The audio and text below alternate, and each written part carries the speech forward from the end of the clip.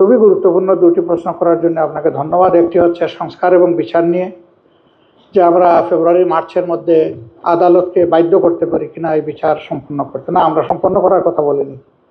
আমরা বলেছি যে কিছু বিচার হতে হবে দৃশ্যমান, যাতে জাতির মনে আস্থা তৈরি হয় যে বিচারের এই ধারাটা অব্যাহত থাকবে। আপনি বলেছেন পরবর্তী সরকারের ব্যাপারে এই ব্যাপারে কোনো সন্দেহ আছে কিনা। আমরা আস্থা রাখতে চাই এবং আমরা মনে করি যে সরকারে যারা আসবে তারা জনগণের সমর্থন নিয়ে আসবে, জনগণের পালস বুঝে আসবে, জনগণও তাদেরকে বুঝে গ্রহণ করবে।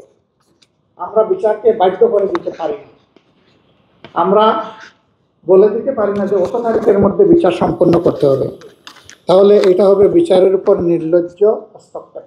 এখন যে কোনো ব্র্যান্ডের পুরাতন এসি বদলে নতুন ওয়ালটন এসিতে উপভোগ করুন 25% ছাড়।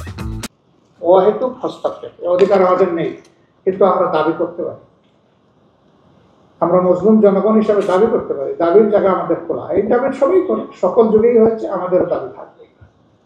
আর আমি এটা বলি নাই যে ফেব্রুয়ারির ভিতরেই ইলেকশন হতে হবে। আমি অনেকগুলা কারণে সেখানে বলেছি যে কেন এই ফেব্রুয়ারিকে চয়েস করা যায়। এরপরে এটা কোরআনের আয়াত নয়, বাস্তবায়নের প্রয়োজনে একটু আগাইতে পারে, একটু পিছাইতে পারে। এর আগেই যদি জাতির প্রত্যাশা পূরণ করে ইলেকশন হয়, তাতে আমার আপত্তি থাকবে কেন? আমার তো আপত্তি থাকার কথা। আবার যদি এর জন্য আরো একটু সময়ের প্রয়োজন হয়, আমরা 15.5 বছর 16 বছর অপেক্ষা করতে পেরেছি, আর 1-2 মাস অপেক্ষা করতে পারবো। ইনশাআল্লাহ দেশটা আমাদেরই, ভালোর জন্যই আমরা এটা করবো।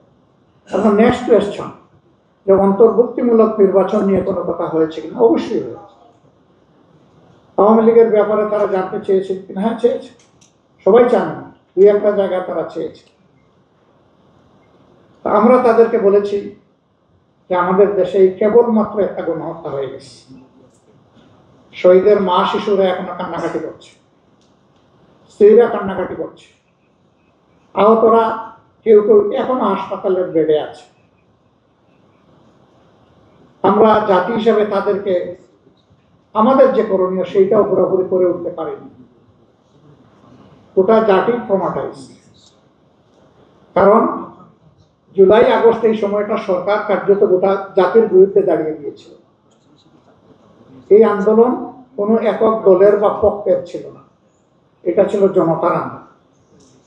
নেতৃত্বে ছিল আমাদের যুবক যুবতীরা, ইয়াং সোসাইটি, কিন্তু আন্দোলনে সম্পৃক্ত ছিল সারা দেশের জন্য।